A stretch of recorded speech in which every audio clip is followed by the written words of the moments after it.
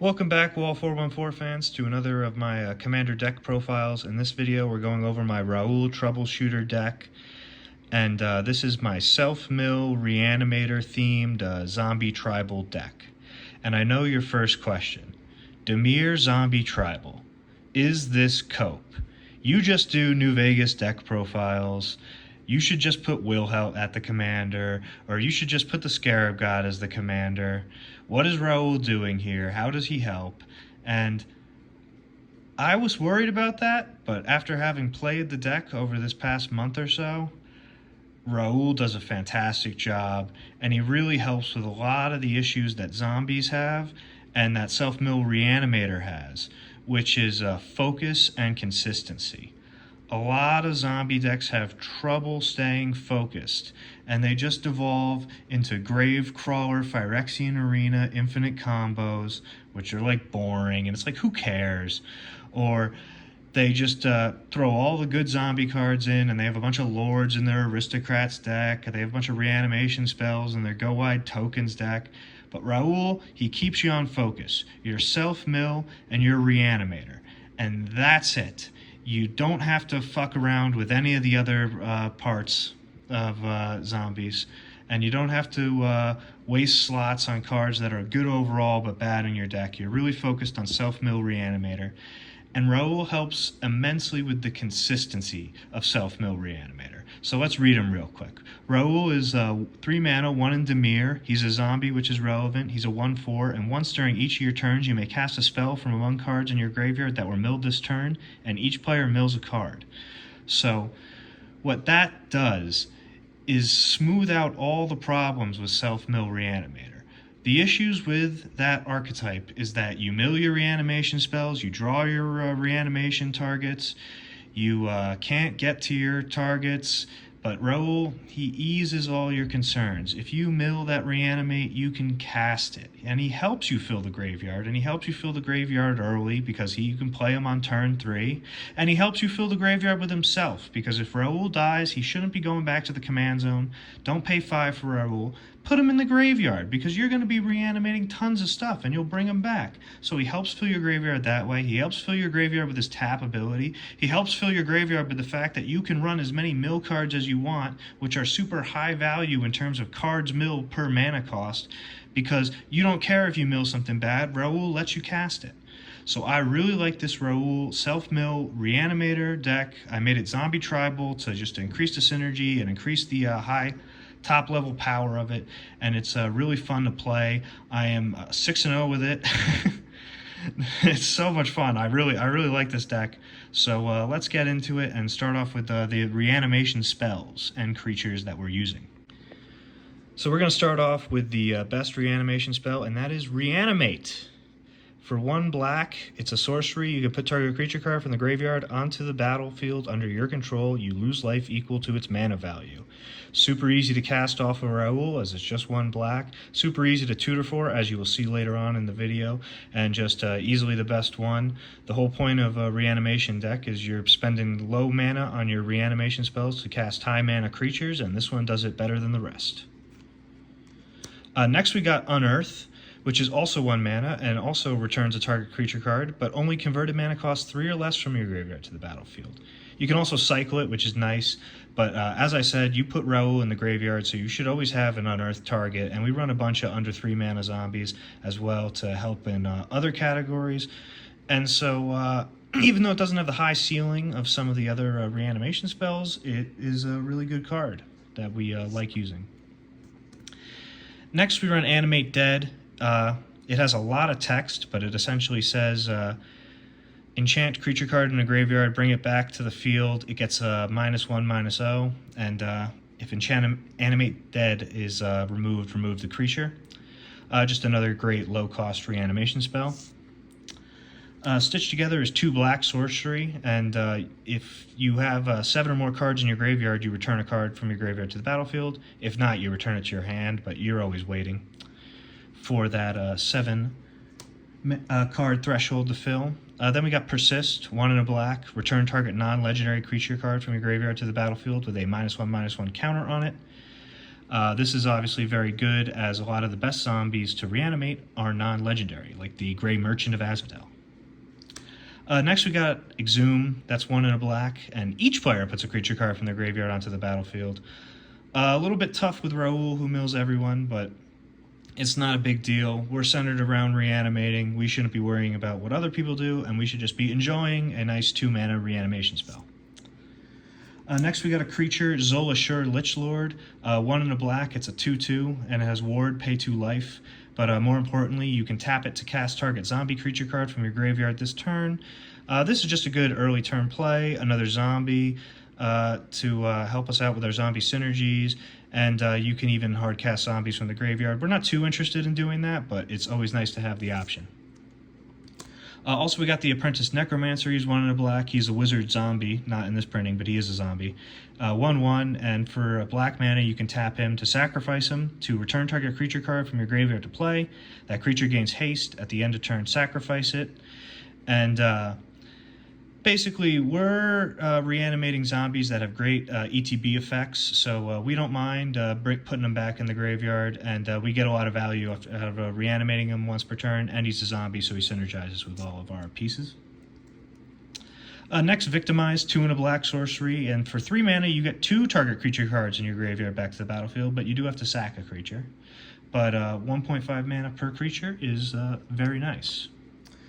Necromancy also has a lot of text. It's 2 in a black, and it basically says you can bring a creature card back from your graveyard to the battlefield, and if you activate it at sorcery speed, it's fine. It's just tied to Necromancy, but you can also activate it as if it had flash on someone else's turn to reanimate, and that makes you sacrifice the creature, so just a good instant speed reanimation, and as I said before, we don't mind sacrificing the creature. And then we got a Centurion of the Marked with a nice Fallout New Vegas printing, the Lord of the Undead. Other zombie creatures get +1/+1, not too relevant, but can help us out. But more importantly, for 1 in a black, you can return target zombie card from your graveyard to your hand. I don't like putting too much stuff that returns targets to the hand, but I thought it was worthwhile having one of those effects in the deck, just to help with about a bit with consistency. Plus, it has a nice Fallout New Vegas theme printing, so it had to go in the deck. Then we got Dread Return, which is 2 and 2 black, but we don't want to cast it for that. And it says, return target creature card from the graveyard to the battlefield, flashback, sacrifice 3 creatures. So you have a free reanimation by sacrificing 3 creatures. As I said before, we focus on big ETBs, so we don't mind sacking creatures. And it's also just really good if you mill it, you can leave it in there and always have it available for free. Then, one of the reasons we run zombies, for 3 and 3 black, we can return all zombie creature cards from your graveyard to the battlefield tapped and destroy all humans. Obviously insane value in a zombie deck, especially when focused on reanimating.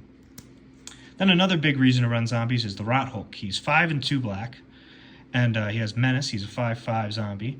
And when he enters the battlefield, return up to X target zombie cards from your graveyard to the battlefield, where X is the number of opponents you have. One of the best combos in this deck is reanimating Rot Hulk with 3 cards, good zombies in your graveyard. It's insane. Another one of the reasons to run zombies. And there you go. Next up, and equally important to the reanimation spells, are the reanimation targets. And first off, we got one of the most famous zombies of them all, Gary, the Merchant of Asphodel, 3 and 2 black. He's a zombie. And when he enters the battlefield, each opponent loses X life, where X is your devotion to black. You gain life equal to the life lost this way. This is obviously an insanely powerful effect, but many of the great zombie synergies that we're running allow us to really get a lot out of this. Like, such as the Rot Hulk bringing back more devotion, or the Zombie Apocalypse bringing back tons of other zombies with a good devotion to black. And we have some other zombie helping cards that will be shown in the next section that also just boost the power of the Grey Merchant. Beyond belief, he's a menace, one of the best finishers in Commander on the level of Crater Hoof Behemoth, and he's your #1 zombie to go for reanimating. Next, we got the Pontiff of Blight. And basically, he's sort of the Grey Merchant at home. He's your backup Grey Merchant for 4 and 2 black. He has Extort. He's a zombie, 2/7. And he has Extort, which is whenever you cast a spell, you may pay white or black. If you do, each opponent loses 1 life, and you gain that much life. It's important to note that you can play this in blue-black decks. That hybrid mana pip is in the reminder text, so you will have to be paying black for it, but you can play it in this deck. And more importantly, other creatures you control have extort, so if someone exiles your Grey Merchant, you still have an option in the Pontiff of Blight in order to get big extorts off to do a similar Grey Merchant Light, Storebrand Grey Merchant. Next we got Mikaeus the Unhallowed, who is a 6 mana, 3 and 3 black zombie, 5/5. He has Intimidate, which means he can't be blocked except by black creatures and artifact creatures. Whenever a human deals damage to you, destroy it. You get a lot of incidental anti-human stuff in this. And other non-human creatures, like pretty much all of our deck, you control get +1/+1 and have Undying.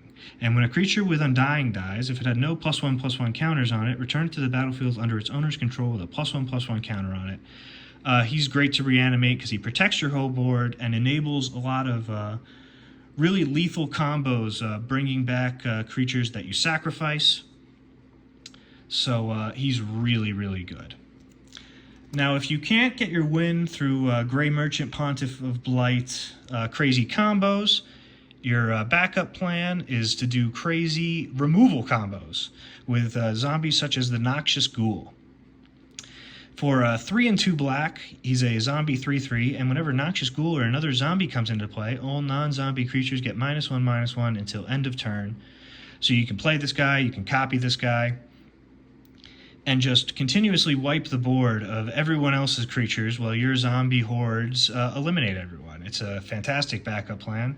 And going along with that is the Ravenous Rotbelly. He is a 4 and a black zombie horror. When this creature enters, you may sacrifice up to 3 zombies. When you sacrifice 1 or more zombies this way, each opponent sacrifices that many creatures of their choice. So obviously we don't mind sacrificing as much because we're reanimation based, but this will hit your opponents hard and help with that backup plan. Another backup plan card is Hordewing Scab for 4 and a blue. He has flying, and other zombies you control have flying. He's a zombie horror 3/3, and that'll let your zombie hordes break through and finish the job. And also as a bonus, whenever 1 or more zombies you control deal combat damage to 1 or more of your opponents, you may draw cards equal to the number of opponents dealt damage this way and discard that many cards. So a little looting effect as well.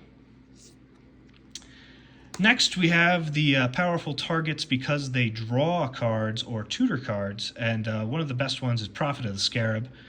He's 4 and a blue, zombie wizard, 3/4 with vigilance, and when he enters, draw cards equal to the number of zombies you control or the number of zombies in your graveyard, whichever is greater. Yeah, in a zombie deck, he draws a lot. Great target to play. Then we have the Grim Servant. He's 3 and a black, menace. When Grim Servant enters the battlefield, search your library for a mana card with mana value less than or equal to your devotion to black, reveal it, put it into your hand, then shuffle. You lose 3 life. Obviously, it seems a little inconsistent, but when you remember that we're running cards like Reanimate, great 1 mana value cards, he always has a target, even if you just play him on an empty board. So we love him, and also, obviously, a zombie. Then Sidisi, Undead Vizier. He's a 3/2 black legendary zombie Naga, 4/6 with Death Touch and Exploit. And when Sidisi Undead Vizier exploits a creature, you may search your library for a card, put it in your hand, then shuffle your library. Obviously, very powerful effect to reanimate. And then these are not tutors, but entombers. The Vile Entomber is a 2 and 2 black zombie, 2/2 with Death Touch. And when he enters, search your library for a card, but put it right into the graveyard, then shuffle. Obviously, very good in this reanimation-focused deck. And then the Corpse Connoisseur is 4 and a black, and he has the same effect, except it's just creatures. He's a zombie wizard 3/3, but he also has Unearth 3 and a black, so a little extra easy to activate his effect if he's in the graveyard. Up next, I'm calling this category Insane Zombie Synergy, which are cards that you're really happy you get to run because you've leaned into zombies. The first is Rooftop Storm, which is 5 and a blue enchantment. You may pay 0 rather than pay the mana cost for zombie creature spells you cast. Now, this card isn't good in every zombie deck because a lot of them are low to the ground. But as you just saw, we run tons of high mana value powerful zombies, so getting a Rooftop Storm out is insanely deadly. We get tons and tons of value on it. It goes crazy in this deck. And another one that's great is Necroduality, an enchantment for 3 and a blue. And whenever a non-token zombie you control enters, create a token that's a copy of that creature. So obviously this is a Namba with our legendary zombies, but as you saw, we're running mostly non-legendary zombies and tons of non-legendary zombies with great ETBs like the Grey Merchant and the Noxious Ghoul. You get such insane value off of Necroduality. Just a crazy card. And then we got the Cleaver Scab, which is 3 in a blue. It's a zombie, 2/4, and for 3 mana you can tap it to sack another zombie and create 2 tokens that are copies of the sacrificed creature. So we get 2 more of our powerful ETBs, and we can reanimate our zombie again because we sacked it. This card's insane, and it's a zombie, works with all our synergies. And then we have Saw in Half, which is a 3 mana, 2 and a black instant, which basically does what the Cleaver Scab does. You destroy target creature.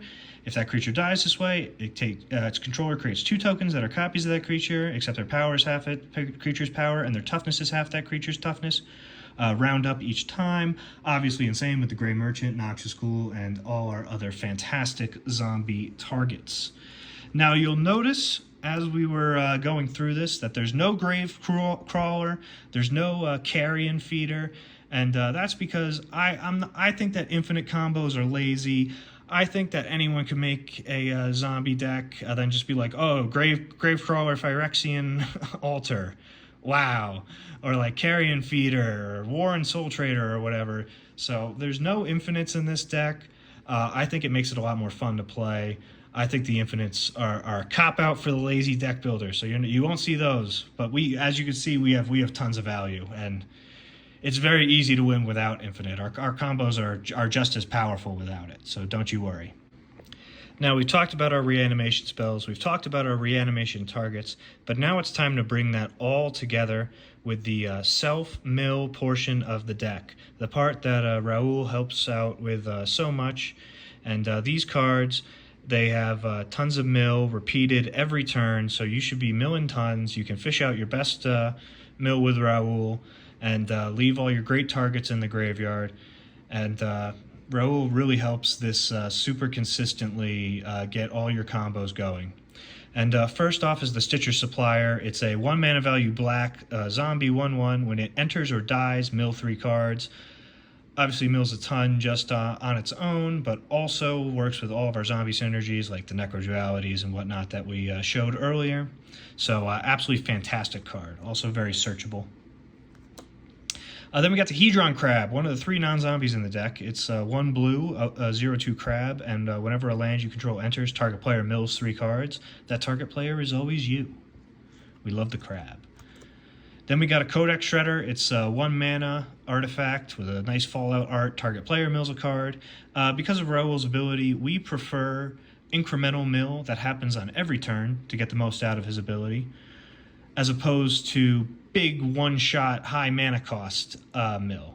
And the Codex Shredder is one of the best of that. And also for 5 mana, you can tap it to return target card from your graveyard to your hand, which is nice in a pinch. Then we got the Ghoul Caller's Bell for 1 mana. Each player mills a card, so that's a good artifact as well for the same reason. Perpetual Timepiece for 2 mana. It's a 2 mana artifact where you mill 2 cards, but also it has a nice defense against graveyard hate. For 2 mana, you can exile it and shuffle any number of target cards from your graveyard into your library. So helps with the self-mill, but helps defend against the graveyard hate that your deck will draw out. Here's a fantastic card, Ripples of Undeath. It's 1 and a black enchantment. At the beginning of your pre-combat main phase, mill 3 cards. Then you may pay 1 and 3 life to put a card from among these into your hand. Mill and 3 is a great rate for 2 every single turn. And you get to fish 1 out if you need it. Fantastic card.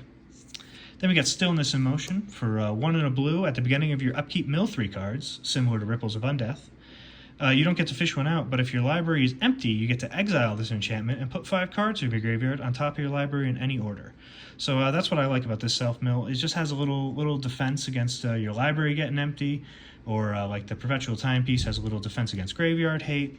So it all does a little extra. Then we got the straight to graveyard tutors. First we got the Unmarked Grave. It's 1 and a black sorcery. Search your library for a non-legendary card, put that card in your graveyard, then shuffle. The non-legendary restriction doesn't bother us because Grey Merchant's our best card, and Noxious Ghoul's our second best card, and Rot Hulk is also our best card. Buried Alive is 2 and a black sorcery. Search your library for up to 3 creature cards, put them in your graveyard, then shuffle. This card's insane. You want to get Rot Hulk, Grey Merchant, and Mikaeus, and yeah, you're set. Wonderful. So that's all the mill cards. For the next section, we'll go into the card draw, and first we'll start off with the good Kindred card draw for Pact of the Serpent, 1 and 2 black sorcery. Choose a creature type. We're choosing zombie. Target player draws X cards and loses X life, where X is the number of creatures they control of the chosen type. Yeah, that draws us a ton. Distant Melody for 3 and a blue. Choose a creature type. Guess what we're choosing. Draw a card for each permanent you control of that type. Another one that draws us a ton. It's like a 4-mana draw 5, or 4-mana draw 10. Kindred Discovery, incredibly powerful enchantment, 3 and 2 blue enchantment. As Kindred Discovery enters the battlefield, choose a creature type. Whenever a creature you control of the chosen type enters the battlefield or attacks, draw a card.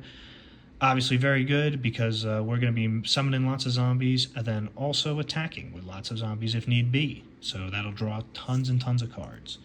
Next we got Mausoleum Secrets, probably one of the better budget tutors in the game. 1 and a black instant.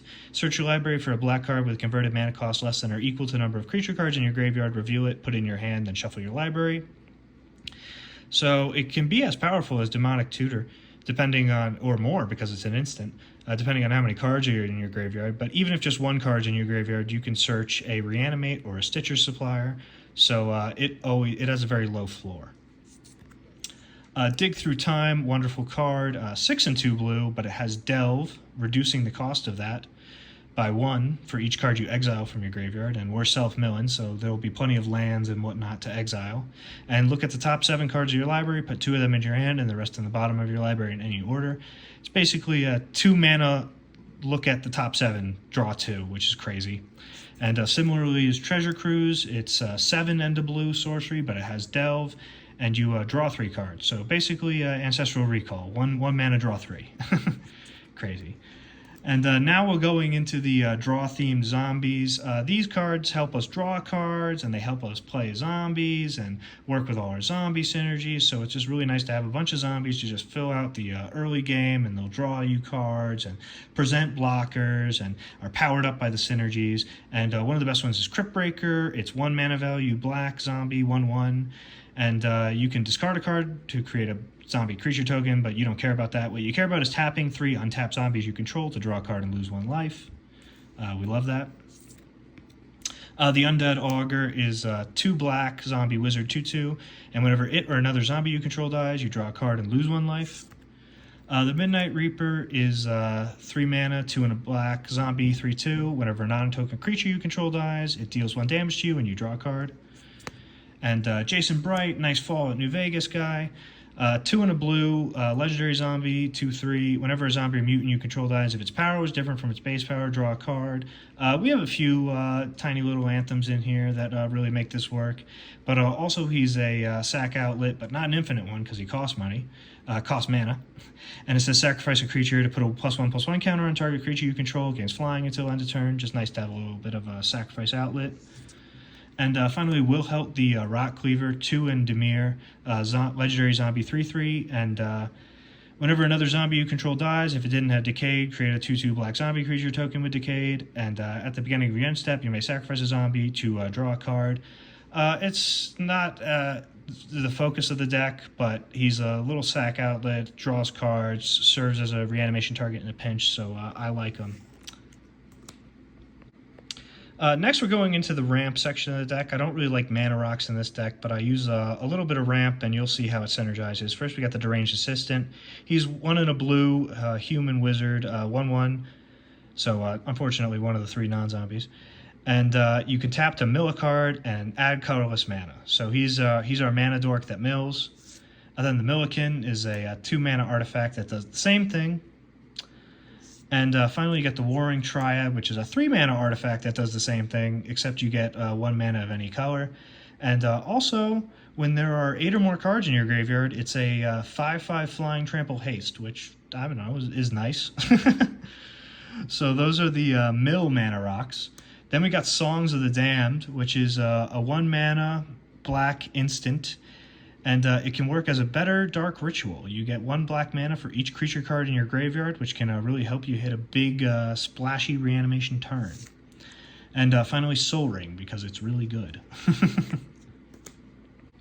Finally, we got the removal and protection section. This includes our counter spells, and we're running Disallow, which is 1 and 2 blue, instant, counter target spell, activated ability, or triggered ability. That includes Bajuka Bog. Haha, so that's why we're running Disallow.